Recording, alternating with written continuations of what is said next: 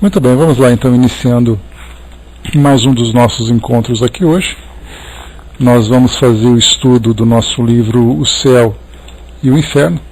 Nós estamos no capítulo 2, Espíritos Felizes, e o terceiro texto que nós estudamos aqui nos nossos encontros, né? Então estudamos inicialmente o espírito Senhor Jobá. Vimos ali um longo histórico, né, que estudamos sobre ele. Depois nós passamos para o senhor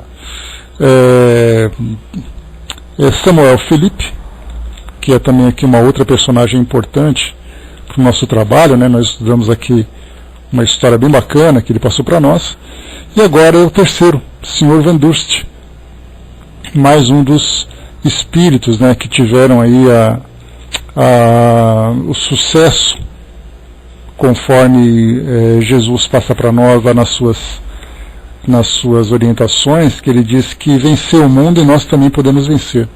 Então a grande dúvida que nós encontramos aqui nesse nosso roteiro terreno é exatamente como fazer a coisa certa. Muitas vezes, né, na maioria das vezes, erramos tentando acertar. Numa quantidade maior ainda de equívocos, né, nós nos deixamos levar pelos desejos, pelas fraquezas, pelas tendências, e acabamos criando situações de sofrimento, situações que não precisariam existir, mas nós acabamos criando ainda por uma imaturidade moral que nós temos. Então, para garantirmos esse sucesso aqui no nosso mundo, nós precisamos de modelos, exemplos que apontem para nós a melhor forma de nos conduzirmos aqui no nosso mundo. Então, esse livro, nesse capítulo dos Espíritos Felizes, nós temos a oportunidade de encontrarmos aqui referências importantes que são depoimentos de espíritos que tiveram aqui uma vida comum, como todos nós tivemos, mas foram bem-sucedidos na forma como se conduziram diante das experiências diversas que surgiram, experiências essas que surgem da mesma forma para todos nós. Júnior colocou, na busca pode fazer acontecer isso, né? A busca por uma existência melhor. Mas a dúvida que a gente tem é exatamente isso, né? Qual é a melhor forma de fazer, né, Júnior? Porque cada cultura, cada filosofia, cada doutrina, cada religião traz ali um modelo de que é o certo a fazer. Mas pelo fato de todos esses caminhos serem apontados por homens encarnados, que também têm ali as suas mesmas dificuldades, nós acabamos errando o erro do outro. Ele erra na forma que ele orienta e nós erramos por não aprender da forma correta. Então a questão que nós temos que observar é que, ao estudarmos esse modelo de conduta trazido pelos espíritos, que já vivenciaram esse plano terreno e chegaram do outro lado de uma forma bem sucedida, eles podem dizer por conhecimento de causa: façam o que eu fiz porque deu certo. Então esse é o grande benefício que nós temos de aprendermos com aqueles que já chegaram do outro lado nessa condição, e não aqueles que projetam para o mundo espiritual, né, para essa vida espiritual, uma vida feliz, agindo presos aqui a esse ambiente terreno sem ter condições de ver aquilo que há adiante. Então temos aqui um conteúdo muito importante de vermos a forma de conduzirmos nossas vidas, né? Bom dia, pessoal que chegou. Então o Sr. Van Durst é que o nosso espírito instrutor. Antigo funcionário, morreu em Anvers em 1863, com a idade de 80 anos. Pouco tempo após a sua morte, tendo um médium perguntado ao seu guia espiritual se podia evocar o Sr. Van Durst, ele lhe respondeu: esse espírito sai lentamente da sua perturbação. Ele já poderia vos responder, mas a comunicação lhe custaria muito mais dificuldades. Eu vos peço, portanto, que espereis ainda 4 dias, e ele vos responderá. Até lá, ele já saberá das boas intenções que haveis demonstrados a seu respeito, e virá até vós grato e bom amigo. Isso aqui é uma situação interessante que o espírito diz: espere mais 4 dias para ele sair de um estado de perturbação. Para o nosso caso seria assim: espera mais uns 4 meses pelo menos, que a gente vai conseguir trazer um depoimento equilibrado, um depoimento bem correto, né, para o nosso aprendizado. Aqui temos então o contato, né? 4 dias mais tarde, o espírito ditou o que se segue. Meu amigo, minha vida foi de um peso bem pequeno na balança da eternidade. Entretanto, estou bem longe de me sentir infeliz. Estou na condição humilde, mas relativamente feliz, daquele que fez pouco mal, sem por isso visar a perfeição. Se existem pessoas felizes em uma pequena esfera, então eu sou uma delas.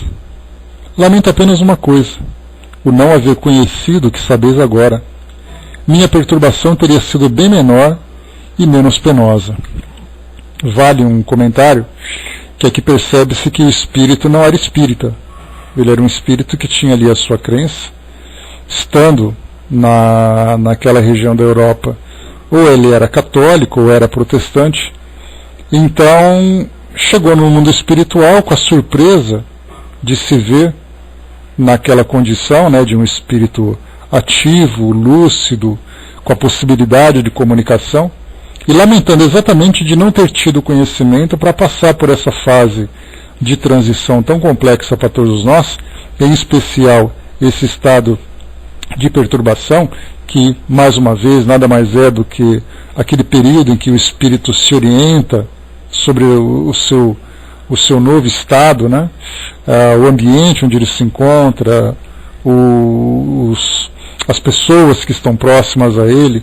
Então essa é uma fase bastante tumultuada para a grande maioria dos desencarnados, menos, né, para aqueles que pelo menos têm um conhecimento e tiveram uma vida que pudesse proporcionar esse equilíbrio que ele desejava. Então, como ele comentou mais uma vez, minha perturbação teria sido bem menor e menos penosa, né, se ele soubesse o que ele está sabendo nesse momento. Efetivamente, ela foi grande. Viver e não viver. Ver meu corpo, a ele estar fortemente ligado, e no entanto não poder servir-se mais dele. Ver aqueles a quem se amou e sentir extinguir-se o pensamento que nos une a eles, como é terrível. Aqui, como nós vimos, ele está descrevendo exatamente esse estado de perturbação. Vamos ler mais uma vez aqui com calma, né? Deixa eu ler mais uma vez aqui para entendermos o que ele quer dizer. Ele diz assim: efetivamente ela foi grande. Isso é a perturbação. Viver e não viver. Ou seja, entender-se morto, mas ao mesmo tempo se ver vivo. Ver seu corpo, a ele estar fortemente ligado, e no entanto não poder servir-se mais dele. Ver aqueles a quem se amou, e sentir extinguir-se o pensamento que nos une a eles. Como é terrível. Oh, que momento cruel! Que momento quando a perturbação apodera-se de nós e nos estrangula, e um instante depois, trevas. Sentir, e um momento depois, estar anulado. Deseja-se ter a consciência do seu eu, e não se pode recuperá-la. Não se existe mais, e no entanto sente-se que se existe, mas se está em uma perturbação profunda.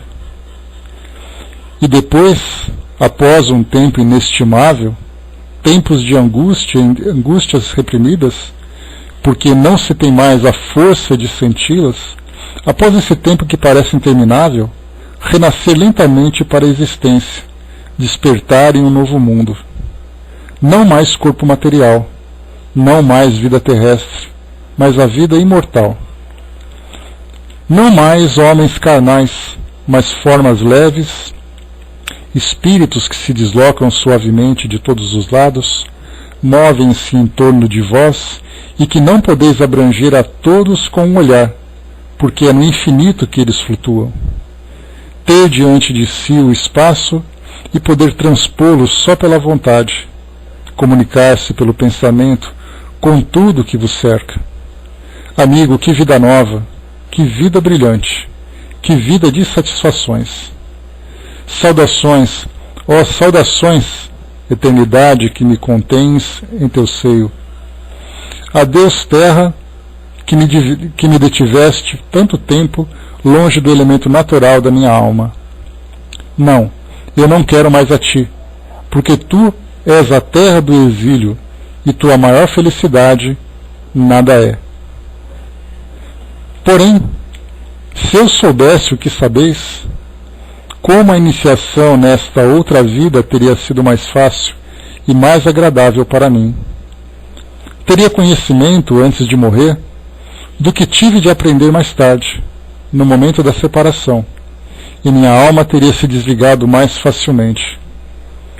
Vós estáis no caminho, mas jamais, jamais ireis bastante longe. Dizei isto ao meu filho, mas dizei muitas vezes, até que ele creia e se instrua. Então, na sua chegada aqui, não seremos separados. Adeus a todos. Adeus, amigos.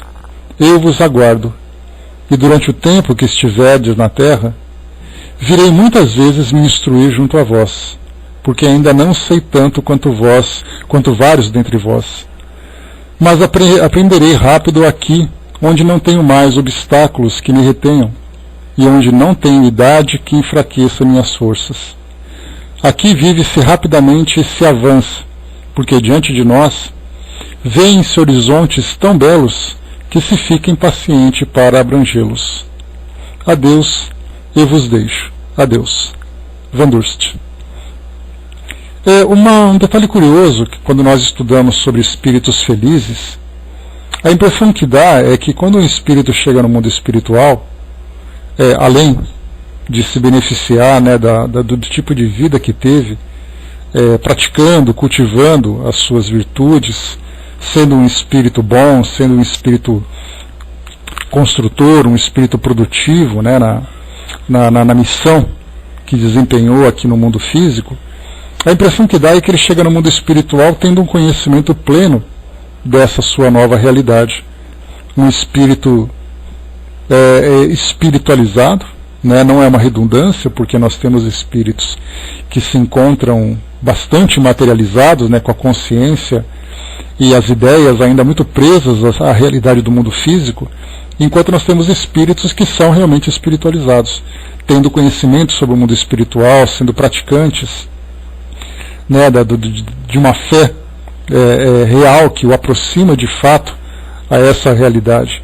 Então o que nós vimos aqui no depoimento desse espírito é que, embora ele tivesse tido uma vida de um espírito justo, ele foi um espírito que sofreu bastante na transição e na sua adaptação ao mundo espiritual. E agora, adaptado, quando ele traz para nós esse depoimento, dizendo para nós que o universo é para ele, né, um espaço que pode alcançar, né, como ele diz assim, aqui vive-se rapidamente e se avança, porque diante de nós vêem-se horizontes tão belos que se fica impaciente para abrangê-los. Esse tipo de depoimento é um tipo um depoimento que vem de um espírito que se encontra liberto de todas as amarras do mundo físico. E até mesmo nós vimos aqui que a Terra, para ele, nada mais era do que um exílio de fato, que teria ali apresentado para ele tantos desafios e tantas dificuldades. Então esse espírito, embora tenha vivido na Terra, passando por ali por tantas dificuldades, ele, na verdade, pelos valores que ele cultivava e pela crença que ele possuía, a fé que ele possuía em Deus, por exemplo, fazia com que ele se espiritualizasse, chegando no mundo espiritual, tendo condições de ver horizontes tão belos que ficaria então impaciente para abrangê-los. Já um espírito materializado, numa condição, uma condição, digamos assim, de inferioridade, ele é um espírito que não conseguiria ver esses horizontes. Diante dele estariam ali todas as suas tendências, todas as cobranças de sua consciência, todas os débitos que ainda trazem, né, que acabaram criando devido à forma como viveram.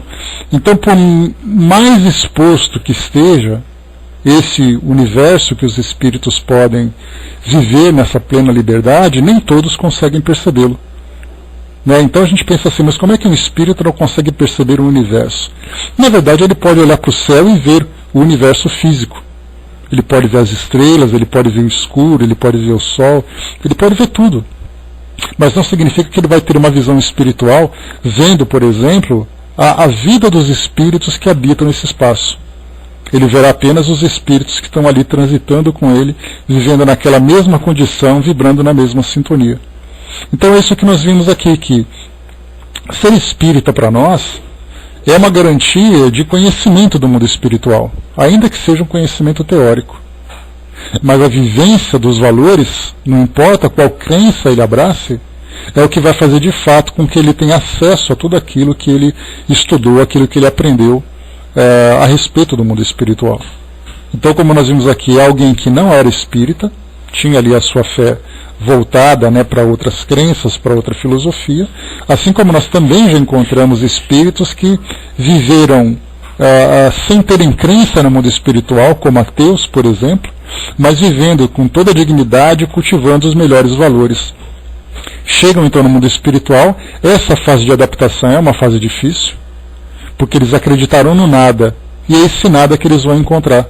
Mas não que eles não tenham merecimento para conhecer o mundo espiritual, é porque eles criaram uma realidade que terão que depois sair dela, né? Então eles serão assistidos, serão esclarecidos para que gradualmente se adaptem a essa nova realidade. Então todos nós chegaremos no mundo espiritual encontrando aquilo que nós acreditamos existir. E mesmo tendo esse conhecimento, só teremos acesso a essas crenças se nós tivermos então uma capacidade de entrarmos em sintonia com essa dimensão que nós vislumbramos. Então esse é um detalhe curioso. Os espíritos podem ter bons valores, mas as suas crenças acabam dificultando essa adaptação. Mas a partir do momento em que essas barreiras então são superadas, eles rapidamente conseguem vislumbrar aquilo que, digamos assim, eles têm direito de acessar pelo tipo de vida que tiveram. Então esse é um exemplo que é trazido para nós. Ter conhecimento doutrinário é muito importante, mas se nós não tivermos a capacidade de vivenciar isso tudo, todo conhecimento será um conhecimento teórico. Então no mundo espiritual, muitos e muitos são os espíritas. Nós falamos especificamente do nosso grupo, que é o que nos interessa, muitos espíritas que chegam no mundo espiritual se perguntando onde estão aquelas regiões ou aquelas entidades que os livros descreviam que eles não podem ver. Então, na verdade, eles estão ali, onde eles merecem estar, né, esses espíritos elevados. Essas estruturas estão dispersas pelo espaço, mas eles simplesmente não conseguem perceber, porque suas visões estão voltadas aqui para o mundo físico, para os seus medos, para os seus complexos, para as suas tendências, pelas dificuldades de se desprender a essa realidade. Então há a necessidade do conhecimento somado à vivência. A vivência sem o conhecimento, naturalmente ele virá. Agora, o conhecimento sem a vivência não vai ter acesso. O Wagner lembrou aqui, né? Comparando com o André Luiz, né, que ficou mais de 8 anos, é uma grande conquista. No caso dele, por exemplo, ele não tinha nem conhecimento e nem merecimento. Então a descrição que ele traz para nós é exatamente essa, né, uma vivência sofrida, uma vivência difícil, uma adaptação muito demorada. Se aqui nós encontramos um espírito que disse 4 dias depois, ele vem trazer o seu depoimento, André Luiz demoraria então 8 anos. Então vemos a diferença de um espírito para o outro. Aquele que não tem conhecimento e nem vivência, aquele que tem vivência e não tem conhecimento, aquele que tem conhecimento mas não tem vivência, e aquele que tem os dois. Como foi o caso, por exemplo, do Sr. Sanson. E a mesma coisa também do Sr. Jobar, que apesar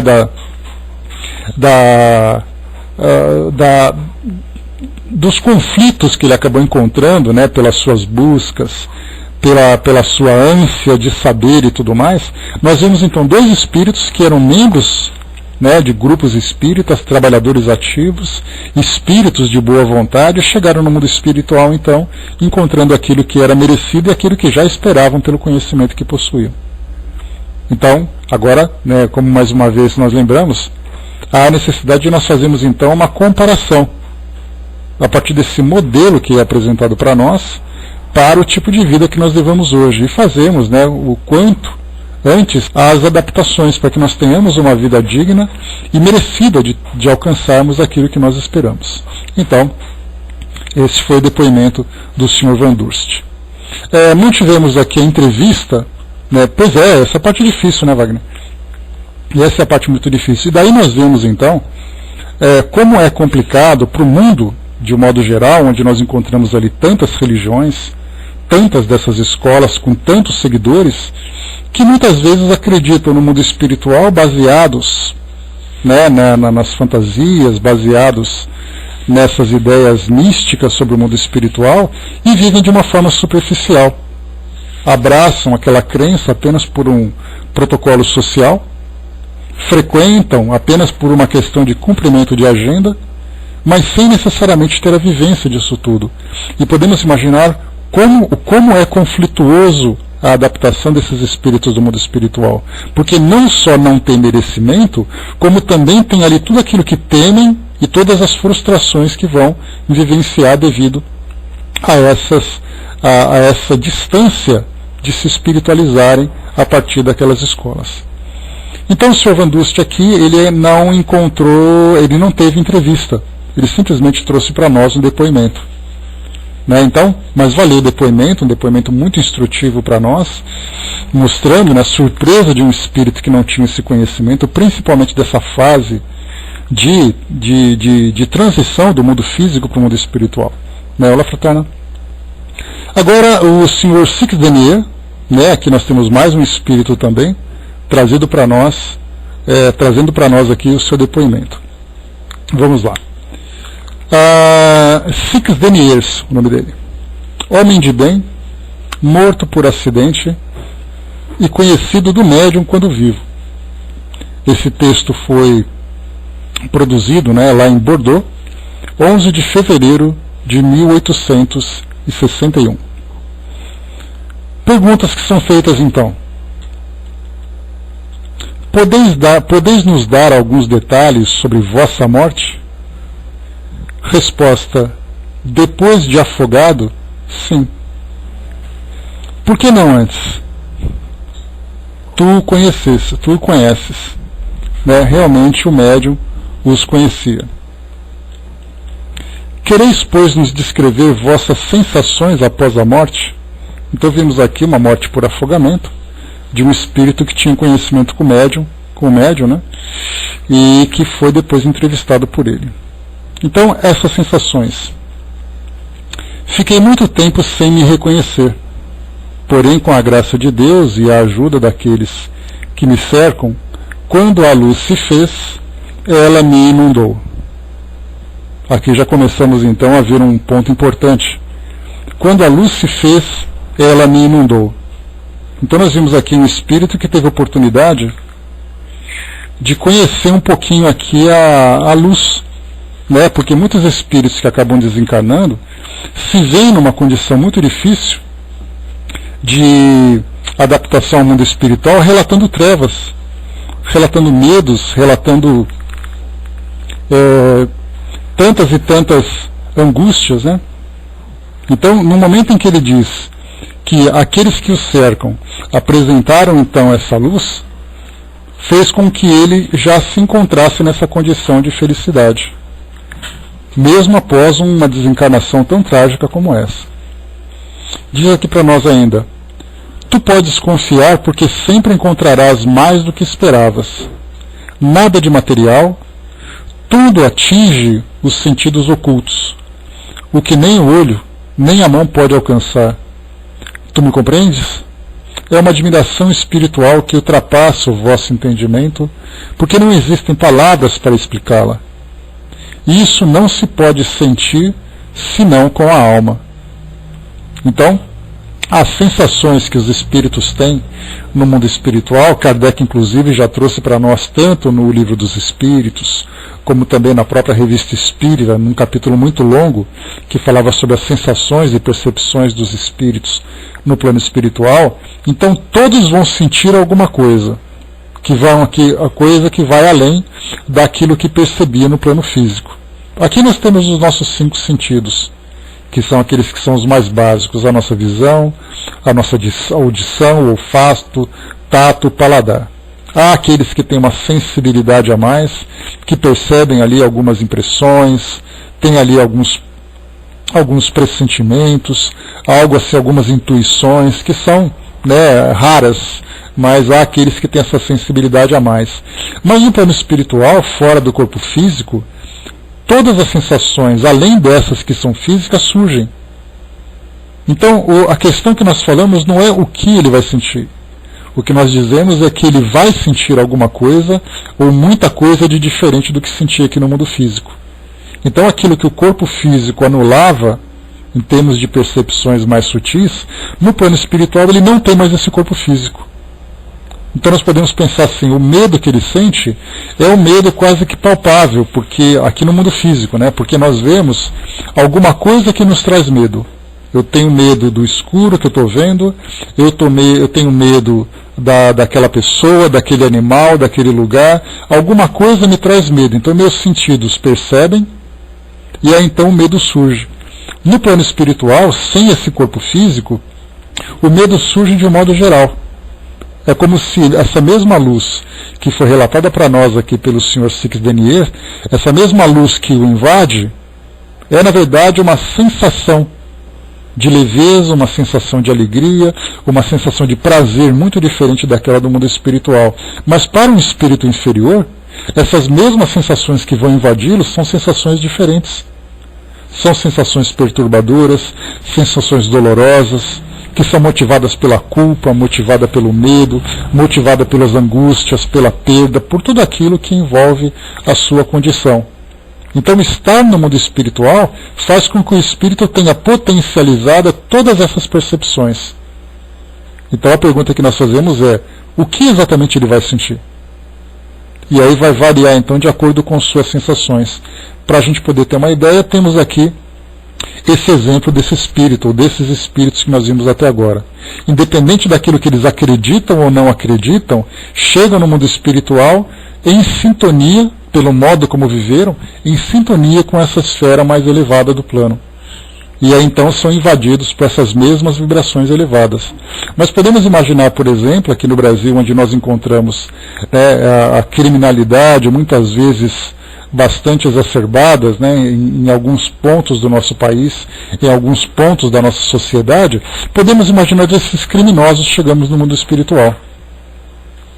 Então eles chegam no mundo espiritual, tendo então as sensações ampliadas. Não podemos aqui imaginar quantas vezes essas percepções são ampliadas, que seriam para nós aqui meras especulações, como foi colocado para nós aqui pelo Espírito. Ele diz assim: nada de material, tudo atinge os sentidos ocultos, o que nem o olho nem a mão podem alcançar. Tu me compreendes?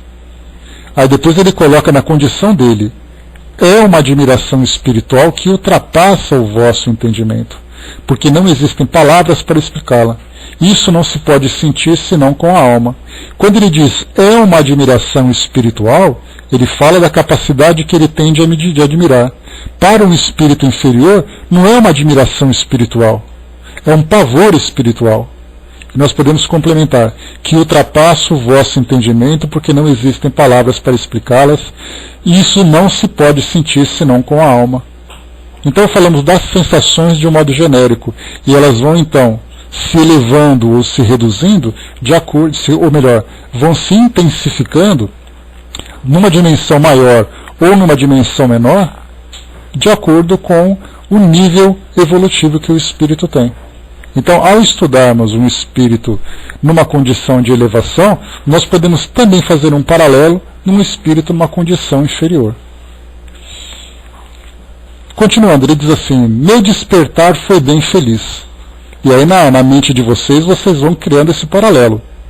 O espírito diz: meu despertar foi bem feliz. Como é que um espírito inferior poderia descrever o despertar dele? Mas vamos lá, vamos pensar elevado, porque é isso que interessa para nós. Nós queremos alcançar exatamente esse status e não chegar numa condição de perturbação pavorosa, como muitos espíritos chegam, né? Como infelizmente a maioria acaba chegando. Meu despertar foi bem feliz. A vida é um desses sonhos que, apesar da ideia grotesca que se liga a essa palavra, eu só posso qualificar de pesadelo medonho. Ele está fazendo uma referência à vida. A vida quando diz respeito ao mundo físico. Então, se nós aqui desfrutamos de todos os prazeres, acreditamos que temos essa posição, que todos os nossos sonhos estão restritos às conquistas aqui do nosso mundo, ele simplesmente diz, pode classificar como um pesadelo medonho. Imagina que estás encerrado em um cárcere infecto, que teu corpo, roído pelos vermes que se introduzem até a medula dos ossos, está suspenso em uma fornalha ardente, que a tua boca ressecada não encontra nem o ar para refrescá-la, que o teu espírito, cheio de horror, só vê em torno de si monstros prontos a te devorarem. Imagina, enfim, tudo o que o fantástico do sonho pode criar de mais hediondo, de mais terrível, e, de repente, imagina que te encontra transferidos para um Éden delicioso, e despertas cercados de todos aqueles que amaste e por quem choraste. Vês em torno de ti seus rostos adorados a te sorrirem com felicidade, e respira os perfumes mais suaves. Refrescas tua garganta ressequida na fonte de água viva. Sentes teu corpo erguido no espaço infinito que o leva e embala, como a brisa faz com uma flor desprendida do alto de uma árvore. Te sentes envolvido pelo amor de Deus, como a criança que nasce é envolvida pelo amor de sua mãe, e tu não terás mais do que uma ideia imperfeita dessa transição. Procurei explicar a felicidade da vida que espera o homem após a morte do seu corpo físico, mas não pude. Explica-se o infinito àquele que tem os olhos fechados para a luz e cujos membros nunca puderam sair do estreito círculo onde estão encerrados? Para te explicar a felicidade eterna, eu te direi, ama, porque só o amor pode fazê-la pressentir. E quem diz amor, diz ausência do egoísmo. Vemos aqui uma bela descrição que ele traz para nós, né, uma linha de raciocínio muito interessante, que ele procurou para mostrar exatamente o que representa essa liberdade que o espírito desfruta no plano espiritual quando alcança esse merecimento, fazendo uma comparação de viver no lugar da pior condição, da pior qualidade. E aí então consegue desfrutar dessa plenitude, dessa liberdade após a desencarnação. Mas como ele coloca para nós, só o amor pode fazer pressentir. Eu cheguei a comentar com vocês, numa outra situação, né, e vale a pena a gente comentar de novo, a respeito de estudar sobre o mundo espiritual e viver sobre o mundo espiritual, naquela comparação daquele filme Jurassic Park, em que fazia uma comparação entre o astrônomo e o astronauta. O astrônomo é aquele que fica de longe estudando as estrelas. O astronauta é aquele que vai para as estrelas, né, usando ali aquela referência poética. Então é mais ou menos aquilo que, ao estudarmos os textos filosóficos que as religiões apresentam, textos que realmente proporcionam transformações morais, elevação espiritual e tudo mais, estudar traz para nós a teoria. A vivência é aquilo que nos aproxima então das estrelas. Foi o que esse espírito vivenciou. E é isso que esse espírito tenta passar para nós. E por maior que sejam seus esforços, é muito difícil falarmos sobre o universo, como ele coloca aqui, falar do infinito àquele que tem os olhos fechados para a luz e cujos membros nunca puderam sair do estreito círculo onde estão encerrados. Então os espíritos falam para nós, nas tantas psicografias que nós já recebemos, falando sobre sua nova condição. Aliás, essa foi uma dos detalhes importantes que nós observamos no livro O Evangelho segundo o Espiritismo, quando estudamos todos aqueles espíritos que trouxeram para nós mensagens reforçando os ensinamentos que Jesus apresentou no Evangelho. Então nós temos ali os espíritos que vieram dizer para nós não necessariamente o que nós devemos fazer, mas eles vieram dizer para nós o que eles foram capazes de fazer. Porque do contrário seria assim, ó, faz o que eu mando, não faz o que eu faço. E isso não interessa para nós. O que nós precisamos é exatamente não apenas ver o que deve ser feito, mas devemos ver isso sendo feito por aqueles que se tornaram referência. Por isso todos aqueles espíritos que se apresentaram no Evangelho tiveram credenciais para poder participar desse projeto. Para ele falar sobre a caridade, quando nós estudamos a biografia daqueles espíritos, nós vemos uma vida repleta de caridade. Quando vemos ali um ponto interessante dentro da filosofia, nós vemos os espíritos que viveram essa filosofia. Tinham entendimento, eram cultos dentro dessa área. Então hoje nós temos ali os espíritos sempre dizendo para nós a respeito da superação das dificuldades, a respeito da transformação moral, da superação das nossas limitações. E os espíritos que dizem isso são espíritos que fizeram esse trabalho. São espíritos que tiveram condições de passar por essa transformação e dizerem, façam isso porque é verdade. E por que eles vieram dizer pessoalmente tudo isso? Por que os próprios espíritos tiveram que dizer? Porque depois de tanto tempo, tantos séculos, estudando os textos de Jesus, ele acabou se tornando apenas uma referência teórica, apenas ali um pastor que diz para nós como fazer, sem termos ali a condição de ver aquilo acontecer. Porque tudo aquilo que se fala sobre Jesus, para nós, dos relatos que são apresentados, nós não conseguimos ver na prática. Nós não conseguimos ver isso acontecer. Então, uma nova estratégia que os espíritos apresentaram para nós, que eles criaram, para nos ajudar nesse nosso entendimento, foi exatamente trazer para nós espíritos falando sobre suas próprias vivências. Falando sobre tudo aquilo que eles viveram, as dificuldades que eles enfrentaram, as superações que conseguiram alcançar e depois a condição final no plano espiritual. E isso para nós seria uma forma de nos convencer de que realmente esse trabalho de mudança, de transformação, é um trabalho real. Não é apenas uma promessa, que de um modo geral no mundo hoje acabou se tornando uma promessa vazia. Tanto é vazia que por mais que nós tenhamos ouvido ou tenhamos lido sobre as promessas de alcançarmos o paraíso, 2000 anos praticamente de histórias sendo contadas, o mundo se encontra como se encontra hoje.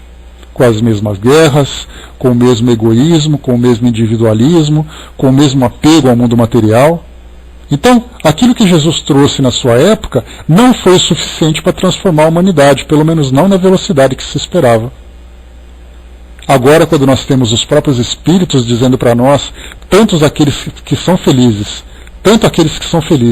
como aqueles que são infelizes, vieram mostrar exatamente os erros e os acertos dessa vivência.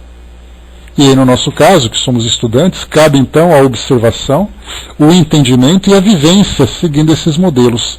Não mais aquele modelo que muitas vezes acabou caindo na descrença, porque foi realmente deturpado, né, pelas instituições humanas. Mas vemos agora espíritos que não estão vinculados com qualquer instituição. Vieram apenas dizer, olha, eu vim dizer que eu sou feliz, ou eu vim dizer que sou infeliz. Se você quiser ser como eu, feliz ou infeliz, basta continuar vivendo como vive, ou transforme-se para alcançar isso que deseja. Então esse é um ensinamento importante, de vermos a coletividade do mundo espiritual trazendo para nós práticas desses valores. Continuando, pergunta: vossa posição tem sido feliz desde vossa entrada no mundo dos espíritos? A resposta: não. Tive que pagar a dívida do homem. Meu coração me havia feito pressentir o futuro do espírito, mas eu não tinha fé. Tive de expiar minha indiferença por meu Criador, mas sua misericórdia considerou o pouco de bem que pude fazer, as dores que eu havia suportado com resignação, apesar do meu sofrimento, e sua justiça, que tem uma balança que os homens jamais compreenderão, pesou o bem com tanta bondade e o amor, que o mal logo foi esquecido. Percebam a profundidade dessa instrução, que é exatamente aquilo que nós fazíamos. nós achamos que acreditar em alguma coisa é o suficiente para alcançar os céus, sendo que, na verdade, somente a vivência faz com que o homem alcance essa ideia de tocar os céus. O conhecimento que ele tinha, ou que ele deixava de ter, trouxe alguns embaraços, trouxe alguns constrangimentos, alguns pequenos obstáculos. Mas aquilo que o indivíduo realmente é aquilo que faz diferença. Então não é aquilo que você quer ser, é aquilo que você é. Não é aquilo que você sabe, é aquilo que você vive. Então, mais uma vez, esse depoimento reforça para nós exatamente que não importa o que existe na nossa mente, o que importa, dentro dessa ideia poética, é o que existe no coração. Porque o bom espírito, chegando no mundo espiritual, de uma forma ou de outra, ele vai alcançar aquilo que ele merece. Aquele espírito que sabe, mas que não vive, ele sempre vai ficar no desejo de ter aquilo que ele nunca vai conseguir. Porque somente se transformando é que ele vai realmente ocupar a sua posição de direito. Então, a dificuldade que esse espírito teve uma vida digna, teve uma vida boa, mas as suas crenças trouxeram para ele todas as suas dificuldades. E o que nós vemos aqui, um atenuante dentro desse processo, que nós podemos encontrar aqui na humanidade como um todo, é que aquelas pessoas que conseguiram viver esses valores, mas que não tiveram o devido conhecimento, o atenuante nesse caso é que muitas vezes o conhecimento que é transmitido foi um conhecimento equivocado. Então ele não teve necessariamente culpa por não aprender, ele apenas aprendeu errado. Ensinaram que o caminho era diferente daquele que ele realmente deveria seguir. Então hoje nós temos as escolas filosóficas, as escolas religiosas, trazendo uma ideia do mundo espiritual que, como nós percebemos, por todos esses novos ensinamentos que chegam para nós, são instruções bastante equivocadas, apesar de serem passadas com boas intenções.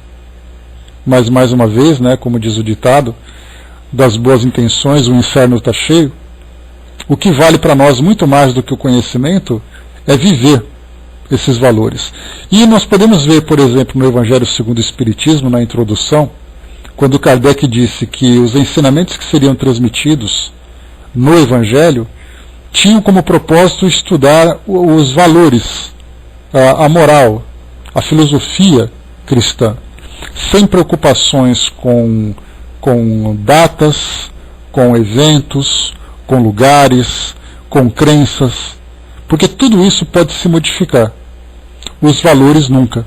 Quando nós falamos do amor, que deve ser universal, ele vai ser universal independente de onde ele se manifeste, independente de onde ele seja praticado. Então, quando se fala do amor, quando se fala da paciência, da tolerância, das virtudes como um todo, isso é imutável. E pessoas de qualquer lugar, de qualquer crença, pessoas podem vivenciar isso.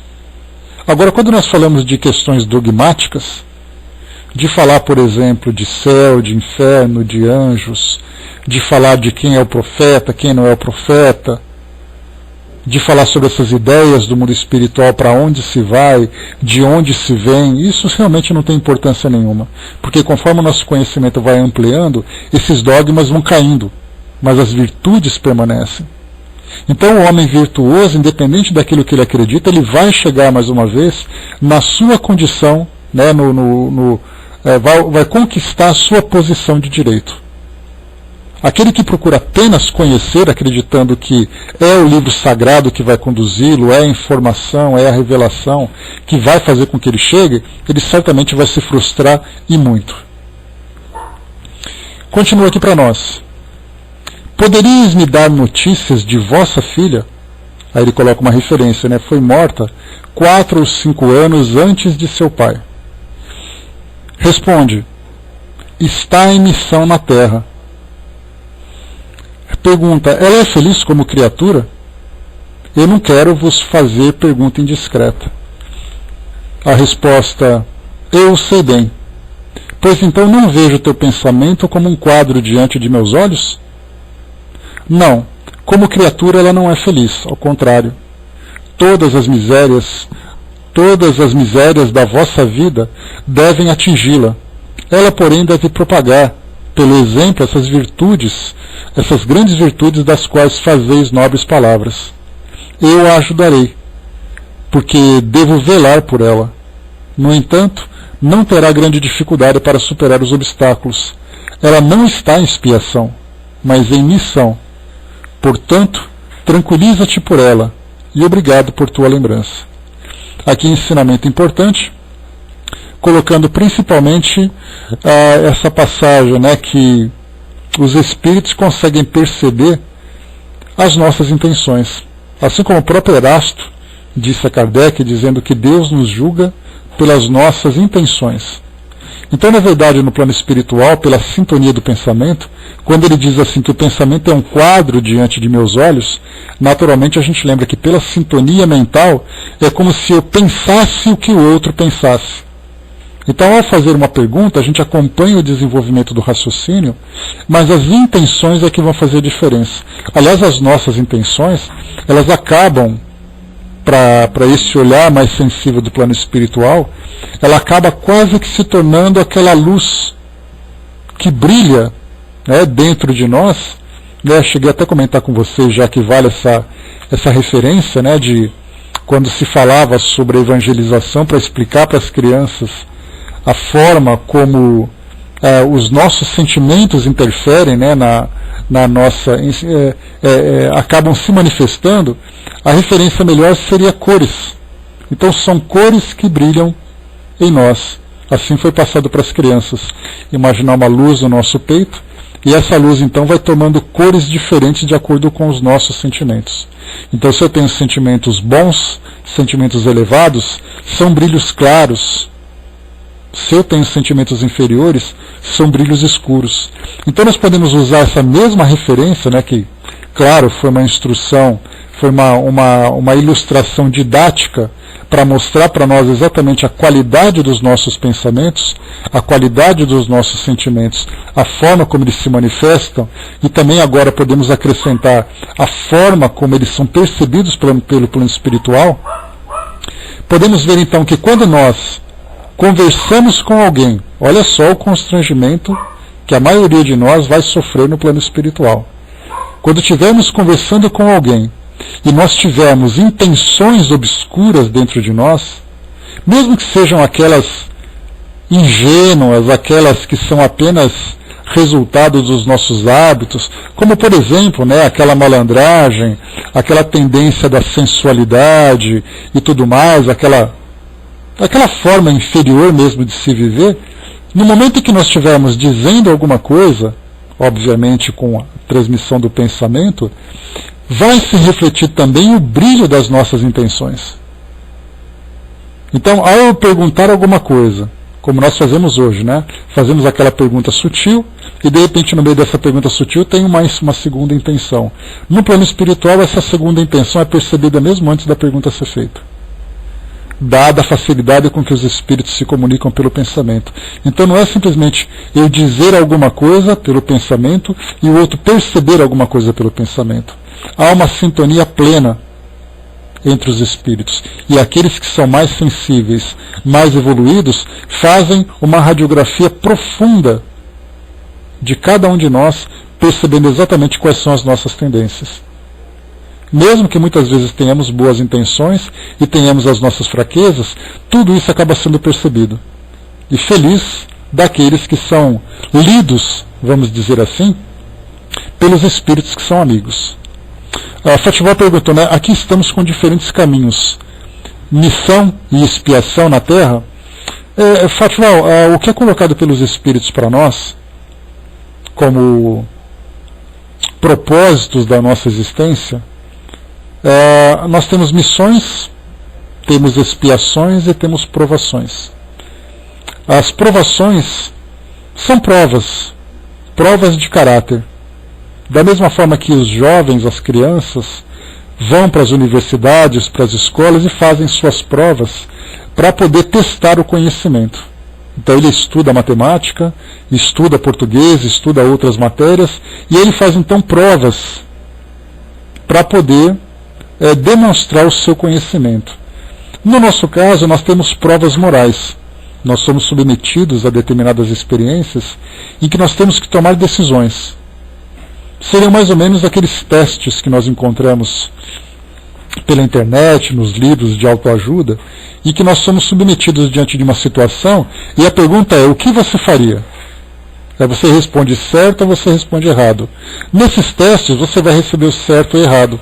Na vida você terá consequências. Então as provas têm esse propósito de testar os nossos valores. E elas são, obviamente, condizentes com a nossa capacidade. Provas difíceis para aqueles que têm conhecimentos profundos, provas mais leves para aqueles que têm conhecimentos superficiais no início do aprendizado. As expiações são resultados das ações negativas que nós praticamos. De um modo geral, então, todos nós aqui estamos vivendo provas e estamos vivendo também expiações. Isso é de geral. Não tem aqueles que vêm só para provas, só para expiações. Vem para tudo. E esse terceiro elemento que são as missões. Todos nós também somos espíritos missionários. A ideia, de um modo geral, é que um espírito missionário, ele é uma grande alma, um espírito que vai trazer para nós vai promover uma transformação de um nível planetário. E na verdade não. Na verdade nós temos nós temos missões muito simples. Dentro da nossa família, por exemplo, sermos referências para alguém da nossa família, ajudar num trabalho que está desenvolvendo entre pais, entre irmãos, entre companheiros, né? Num ambiente onde você vai trabalhar, vai participar de um trabalho, num centro espírita, numa igreja. Então todos nós temos ali uma pequena missão. E mais uma vez essas missões vão aumentando de complexidade conforme o espírito demonstre capacidade para isso. Então, provas, expiações e missões, todos nós temos esses mesmos atributos. Podemos dizer que sim, o Fatival, que era só missionário, mas se nós analisarmos também provações muito complexas, porque os espíritos, de um modo geral, têm ainda que trabalhar valores que são valores sutis, o valor da vaidade. Ele mesmo foi submetido a situações bastante constrangedoras no início da sua vivência. Quando ele começou a se tornar uma personalidade do meio espírita, Emmanuel, por exemplo, estava o tempo todo no pé dele. Por que tinha ali uma entidade, um espírito orientador, um espírito mentor, que fosse tão rígido? Exatamente para que ele não caísse nas suas fraquezas. Porque Chico também era um espírito que estava ali, embora vivendo provas e expiações de acordo com suas experiências e suas necessidades, muito diferente das provas e expiações que nós temos hoje, nós, pessoas comuns. Então ele veio cumprir uma missão, que sem dúvida nenhuma era uma missão muito grande, mas ele tinha também ali os seus resgates, as suas necessidades, que nós nem imaginamos quais sejam. E seria para nós uma pretensão absurda querer ali trazer qualquer tipo de especulação. Mas ele tinha ali as suas dificuldades de vaidades, ele tinha também as suas fraquezas. A sua própria biografia fala sobre isso. Então não era assim dizer que era exclusivamente missionário. Um espírito exclusivamente missionário era Jesus, que era um espírito puro por excelência, como lembra Kardec, que o único propósito que ele teve aqui no nosso mundo era vir para transformar o mundo. E sendo um espírito puro, a pureza desse espírito já denota que ele não tem manchas mais para ser limpas, vamos dizer assim. Então seu único trabalho é um trabalho de transformação. Madre Teresa de Calcutá, conhecendo também a biografia dela, era um espírito missionário sem dúvida nenhuma, mas era um espírito que tinha uma dificuldade muito grande para se fortalecer na sua fé. A sua prova era viver o silêncio dentro de si mesma, conforme ela relatava nas cartas que ela se comunicava com seus amigos. Mahatma Gandhi era um espírito missionário, que tinha ali como propósito libertar um país, simplesmente isso, libertar um país. Mas estudando a sua biografia, ele tinha problemas com seus filhos, ele tinha ali problemas com sua esposa, ele tinha também as suas dificuldades. Então quando nós pegamos Jesus, ele é a referência, um espírito puro e um espírito missionário. Todos os demais que estiveram aqui entre nós tinham ali também os seus resgates, os seus aperfeiçoamentos a fazer. Quais eram, se isso foi alcançado, nós torcemos sem dúvida nenhuma para que sim. Então, ver da nossa perspectiva, que nós somos ainda muito imaturos para fazer esse tipo de avaliação e temos um conhecimento muito limitado, para analisarmos a vida de espíritos dessa qualidade, desse quilate, é algo muito difícil para nós. Então o importante é, se estão encarnados entre nós, sem dúvida nenhuma tem provas, expiações e missões. Aqueles que vieram apenas em missão são espíritos puros. Nós podemos pegar, por exemplo, Dr. Bezerra de Menezes era um espírito puro? Analisando a sua condição, não. Mas para o nosso planeta aqui é um espírito que está ali no mais alto nível. As suas experiências de crescimento vão se dar em outras esferas. Tanto assim, para compararmos Dr. Bezerra de Menezes e Jesus. Dr. Bezerra de Menezes seria, sem dúvida nenhuma, um aprendiz de Jesus. Se é um aprendiz, ele tem coisa para aprender. Tem ainda valores para desenvolver, valores muito mais sutis, não tenhamos dúvida disso. Mas todas as imperfeições relativas aqui ao mundo físico, a Terra, o nosso planeta, já foi sem dúvida nenhuma superado. Agora, e para os mundos mais avançados, quais são exatamente as outras experiências?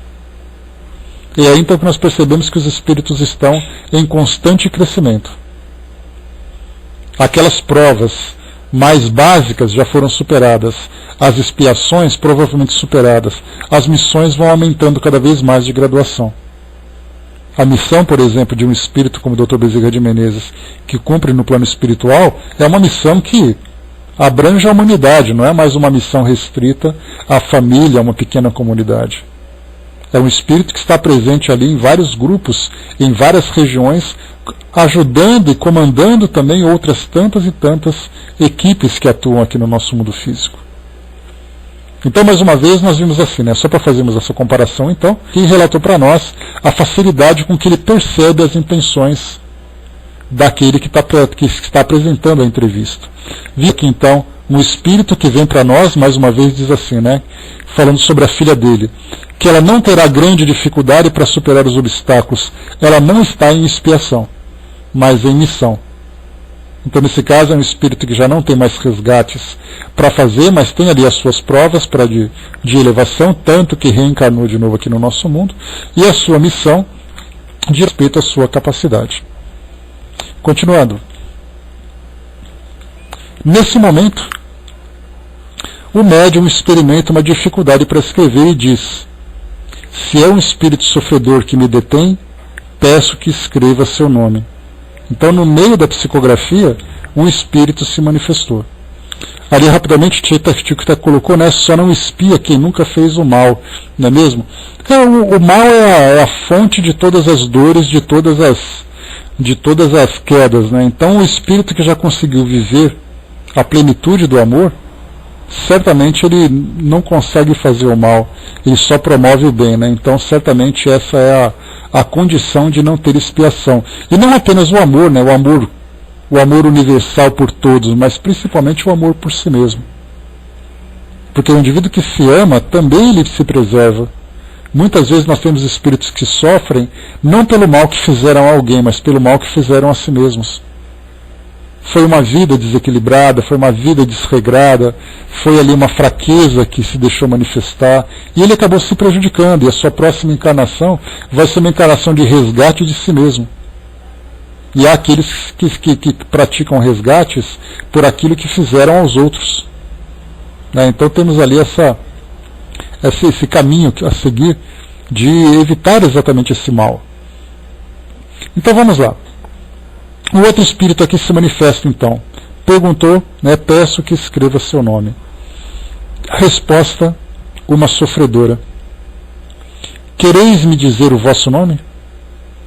Valérie, ou Valérie.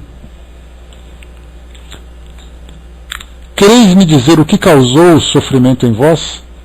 Não. Estais arrependida das vossas faltas? Tu bem o sabes. Quem vos trouxe aqui? Six Deniers, que foi o espírito que estava sendo entrevistado. Com que objetivo ele o fez? Para que tu me ajudes. Foste vós que há pouco me impedistes de escrever? Ele me colocou em seu lugar. Que relação existe entre vós? Ele me guia. Pedi a ele que se junte a nós para a prece. Após a prece, Six Deniers retoma a palavra. Obrigado por ela. Tu compreendestes, não te esquecereis. Pensa nela. Depois pergunta ao Sr. Six Deniers: como espírito, tendes muitos espíritos sofredores para guiar? Não. No entanto, assim que encaminhamos um deles para o bem, nos dedicamos a um outro sem por isso abandonar os primeiros. Aqui é uma situação curiosa, né? Porque no mundo espiritual existe ali uma corrente de solidariedade, como lembra Leon Denis, em que os espíritos mais desenvolvidos sempre ajudarão aqueles espíritos numa condição inferior. Sempre. É como se nós pudéssemos fazer ali uma ilustração de ver, por exemplo, um bom aluno numa escola que sempre se preocupa em ajudar os alunos que não conseguiram entender aquela matéria. Então é uma coisa simples de se fazer. Uma criança. Ainda vemos aquela ideia do egoísmo, né, da competitividade, em que cada um quer se destacar, em que cada um quer superar o adversário e tudo mais, mas quando nós começamos a entender essa lei de solidariedade, que inclusive se manifesta aqui no nosso mundo hoje, até mesmo entre as crianças, que se solidarizam umas com as outras, né, oferecendo um brinquedo, ajudando numa campanha, ajudando na escola, ajudando numa brincadeira, ajudando quando tem alguma limitação, alguma coisa do gênero, nós percebemos que facilmente isso se manifesta. No plano espiritual, quando o espírito começa a ter uma compreensão sobre essa realidade que o cerca, essa manifestação de solidariedade é algo absolutamente natural e automático. Então não é assim, a esse espírito foi atribuído ser um guia de um espírito. Ele naturalmente se incumbe dessa função quando ele começa a se aproximar de um espírito numa condição inferior. Nós faremos isso com absoluta naturalidade. Sandizinha perguntou aqui, né, às vezes, de tanto pensar, dá um nó na cabeça, né, tipo, o mal é fruto das atitudes equivocadas de nossa parte, ações erradas, certo? Mas não é necessário o erro para aprendermos, ganharmos experiência. No fim, cai tudo no rol das nossas intenções, é isso? Primeiro a gente lembra aquela ideia do mal, né? O que é o bem, o que é o mal? Como eu trouxe para vocês uma vez, que eu acabei lendo por acaso num texto oriental, foi dito por um monge budista, e o texto falava exatamente sobre a visão do budismo a esse respeito, que não existe o bem e não existe o mal. Existem resultados felizes e resultados infelizes. Então a ideia que veio do budismo, né, que é uma ideia muito interessante de nós analisarmos, mostra exatamente que o bem e o mal não são duas instituições. Que o mal sempre vai existir e o bem sempre vai existir. Todas as atitudes felizes trarão para nós resultados felizes. Todas as atitudes infelizes trarão para nós resultados infelizes. Então, de um modo geral, é assim. Eu posso aprender com as dificuldades, mas eu também posso aprender com as coisas certas. Então, o nosso aprendizado, quando vem através da dor, ele vem exatamente devido à nossa resistência em entender essas leis que nos regem, como, por exemplo, a lei da solidariedade, a lei do amor, né? E o cultivo de todas as virtudes. Se nós vivemos afinizados com essas leis, não precisamos aprender através da dor. Vamos pensar na dor física. Para que eu possa entender aquilo que vai me machucar e aquilo que não vai me machucar, eu tenho que inicialmente ter um entendimento básico do meu corpo. A sensibilidade do meu sistema nervoso, o tato, a minha pele sensível. Eu vou entender então que eu não posso bater, que eu não posso arranhar, que eu não posso queimar. Eu vou saber que o gelo me machuca, que o fogo me machuca, que um objeto pontiagudo vai fazer isso também. Quando eu adquiro esse conhecimento, eu vou tomar todas as precauções para não praticar nenhum tipo de ação que me traga um resultado que vá me ferir. Então, no início, eu tive que aprender que se eu corresse dentro de casa e tropeçasse numa mesa, eu ia me machucar. A partir do momento em que eu aprendi, o que eu vou fazer? Eu não vou correr mais dentro de casa. Ou se eu ainda insistir na correria, eu vou tomar cuidado com a mesa. Dentro do nosso mundo moral é exatamente a mesma coisa. Eu sei que a caridade é uma lei necessária, que eu posso praticar a caridade da mesma forma que eu também necessito dessa caridade. Se eu tenho esse pensamento fortalecido, já solidificado na minha mente, eu verei a caridade como um recurso que eu posso aplicar onde surgir a necessidade, e não apenas quando me interessar. Então o erro ele vem quando nós resistimos a essas leis, que hoje nós já aprendemos. Então o resultado é negativo, ainda é fruto dessa nossa imaturidade, é ainda fruto desse nosso egoísmo. E quando nós temos imaturidade, a primeira imagem que vem para nós é uma criança. Mas nós temos que olhar além da criança, nós temos que ver o espírito imaturo. O espírito imaturo, por exemplo, é aquele espírito que, mesmo sendo adulto, se deixa levar pela corrupção do mundo. Se deixa levar pelos prazeres. Basta a gente olhar na televisão nesses próximos dias, em que nós teremos o carnaval ali como sendo um grande laboratório para o nosso aprendizado, que nós veremos a imaturidade se manifestando quase que de uma forma genérica. É a sensualidade, são os excessos, as extravagâncias, as pessoas se corrompendo os demais. Isso para nós é a ideia da carne fraca, né? Vamos deixar a carne solta então. Só que na verdade nós estamos percebendo ali tendências inferiores se manifestando exatamente porque o indivíduo não tem maturidade para conter isso tudo. Então tudo parte, inicialmente como você colocou, das nossas intenções. Só que as nossas intenções são motivadas, né, são sustentadas pelos nossos valores, pela nossa capacidade de direcioná-las. Porque mais uma vez, de boas intenções, o inferno está cheio. Então quer dizer, intenção eu posso ter. Mas se eu não colocar isso em prática, e para pôr isso em prática eu preciso ter valores que sustentem essas intenções, isso vai ficar apenas no plano teórico. Vai ficar apenas no plano imaginário, no abstrato. Não vai se tornar concreto. Então primeiro nós temos que ter, como nós aprendemos, desenvolver o nosso intelecto. O nosso intelecto é a capacidade analítica que nós temos.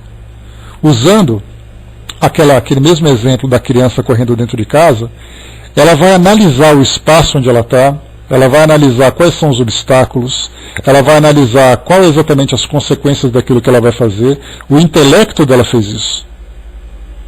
Aí então ela vai começar a desenvolver prudência, cuidado.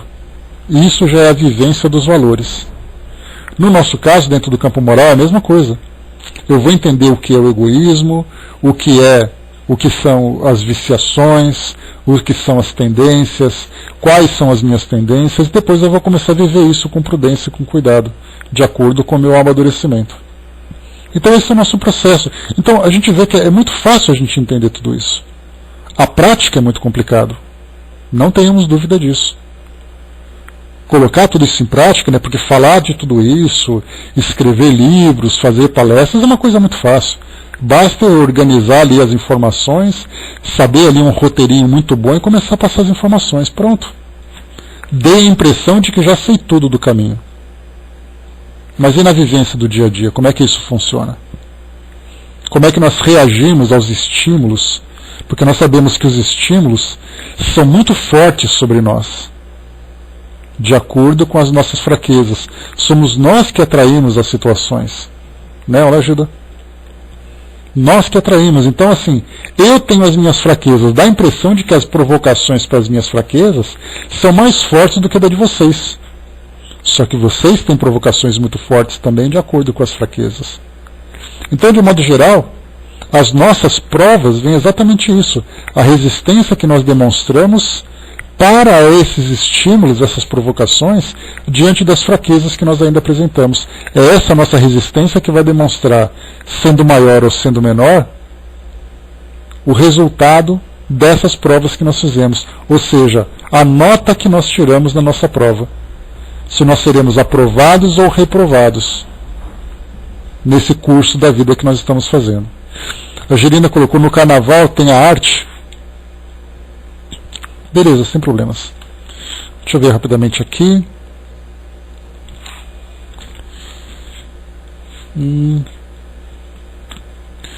Não, Júnior, a gente vai fazer, por acaso, no próximo domingo, eu estou escalado para falar exatamente sobre o Carnaval, lá na sala Espiritismo Net Brasil, às 4h30. E eu vou falar sobre o Carnaval e nós vamos analisar esses pontos que são tão importantes para nós, para o nosso entendimento, sobre exatamente do que é vivenciar o Carnaval. Ele é positivo, ele é negativo, nós sabemos, não sabemos desfrutar, os resultados serão favoráveis, não são. Nós vamos tentar fazer uma análise mais abrangente possível dessa situação, porque isso é uma realidade. Condenar é muito fácil, né? Mas nós temos uma tendência natural a termos também um pensamento bastante negativo nesse sentido. Então é preciso fazer uma análise muito cuidadosa, porque muitas pessoas não vão para o Carnaval e naquele momento em que elas ficam reclusas, elas estão cometendo erros maiores do que no Carnaval.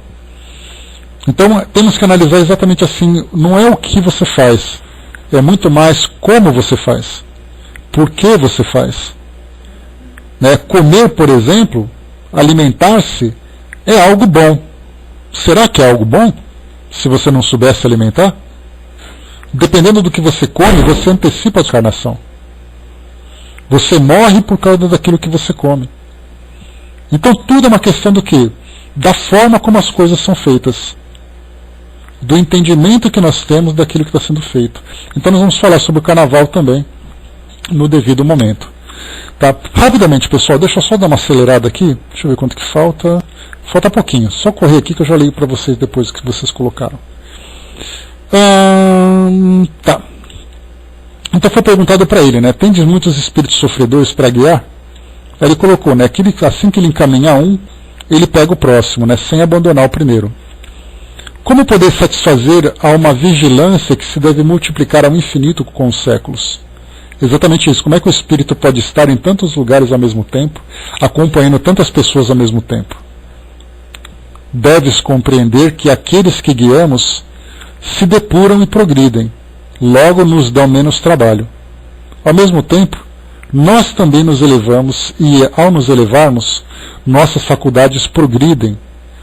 Nosso poder irradia em proporção à nossa pureza. Aqui Kardec rapidamente já coloca uma nota aqui, uma observação para poder explicar exatamente isso. Ele diz assim: os espíritos inferiores, portanto, são assistidos por bons espíritos que têm por missão guiá-los. Essa tarefa não é exclusivamente consagrada aos encarnados, mas estes devem concorrer para isso, porque para eles é um meio de adiantamento. Quando um espírito inferior vem se colocar como obstáculo de uma boa comunicação, como no caso presente, vimos ali a Valérie, né, se manifestando, ele sem dúvida nem sempre o faz com uma boa intenção, mas os bons espíritos o permitem, seja como prova, seja a fim de que aquele a quem ele se dirige trabalhe para o seu aperfeiçoamento. Sua persistência, é verdade, às vezes degenera em obsessão. Quanto mais persistente, mais ele prova quanto é grande a necessidade de assistência. É, pois, um erro repeli-lo. É preciso olhá-lo como um pobre que vem pedir esmola e dizer: é um espírito sofredor que os bons espíritos me enviam para trabalhar na sua educação. Se eu obtiver êxito, terei a alegria de haver conduzido uma alma para o bem e de ter abreviado seus sofrimentos. Essa tarefa muitas vezes é penosa.